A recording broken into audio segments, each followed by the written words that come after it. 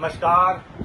आज का बिल्कुल लेटेस्ट टॉपिक JN1 जो फैल रहा है, कोरोना का नया वेरिएंट, उससे चुटकी में मुक्ति। तो टॉपिक है JN1 से चुटकी में मुक्ति।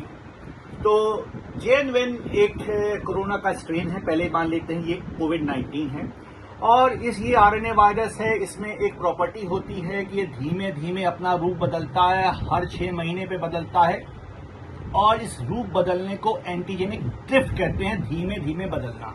तो ये बदल गया और ये ओमिक्रॉन हो गया उस समय। अब ये लगातार बदलता है, इसको एंटीजेनिक ड्रिफ्टिंग कहते रहते हैं और ये फिर बदल गया आज और ये हो गया अब JN1। यानी कि जो ओमिक्रॉन था B1.286 अब बदल गया और ऐसा हो गया JN1 हो गया एंटीजेनिक ड्रिफ्ट के कारण। तो जब ये चेंज हो गया, इसके वेपन्स चेंज हो गए। देखिए ये इसके तीर थे जो डिजीज कॉज कर रहे थे, अब जो वेपन्स है ऐसे हैं।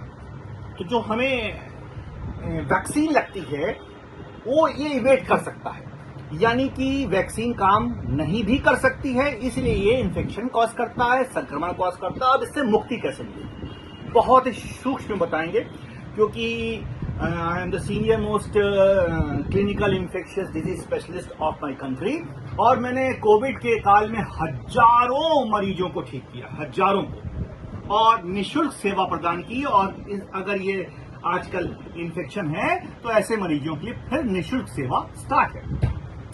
कहने का मतलब यह है कि इससे मुक्ति हो जाए, बीमारी होए ना। तो 3 चीजों का ध्यान रखेंगे। 3 चीज क्या होंगी? एक तो सबसे पहले अपनी बॉडी को हाइड्रेट करेंगे, क्योंकि वायरल इन्फेक्शंस में क्या होता है कि बॉडी में खून का गाढ़ापन हो जाता है और डेथ होने की, निमोनिया होने की ज्यादा संभावनाएं होती है। तो अपने बॉडी को हाइड्रेट करते रहेंगे सादे पानी से, और सबसे अच्छा जो पानी होता है इसके लिए यह है नारियल पानी। नारियल पानी में पोटेशियम ज्यादा होता है और वायरल इन्फेक्शंस में क्या हो जाता है, पोटेशियम ऑल्टर्ड हो जाता है, तो भयंकर वीकनेस आती है। तो पोटेशियम को सप्लीमेंट करते हैं, ये नेचुरल प्रोडक्ट है, ईश्वर का दिया हुआ रामबाण है। इसका एक सेवन रोज करेंगे, ज्यादा पानी पिएंगे, ये हो गया हाइड्रेशन। दूसरा है विटामिन डी। ये जितने कोविड के वायरसेस हैं, भगवान सूर्य से डरते हैं, यानी सूरज की रोशनी से डरते हैं। केवल 20 मिनट अगर सुबह के टाइम हम धूप में बैठ जाएं तो विटामिन डी बन जाएगी और हमारे सारे वायरल इन्फेक्शन दूर हो जाएंगे।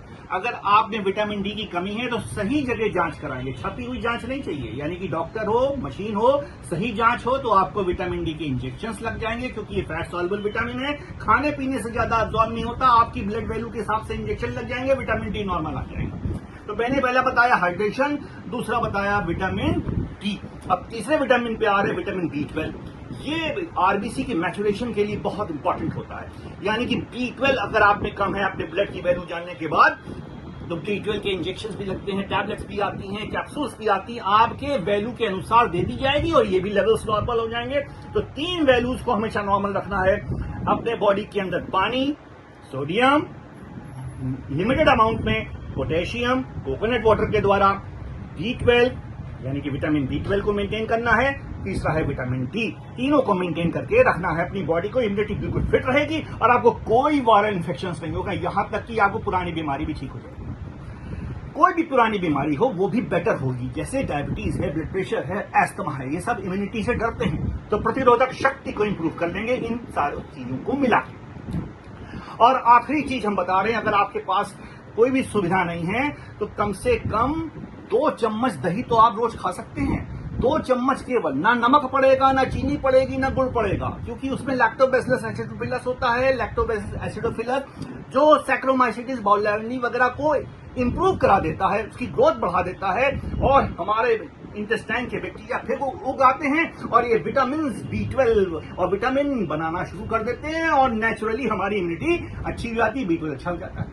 यानी कि लास्ट में टेक होम मैसेज क्या है कि हम अगर इन्फेक्शन हो रहा है तो रेस्ट कर लेंगे, अपने को हाइड्रेट करेंगे, आइसोलेट करेंगे और अपनी समाज में इन्फेक्शन ना फैले ये काम करेंगे।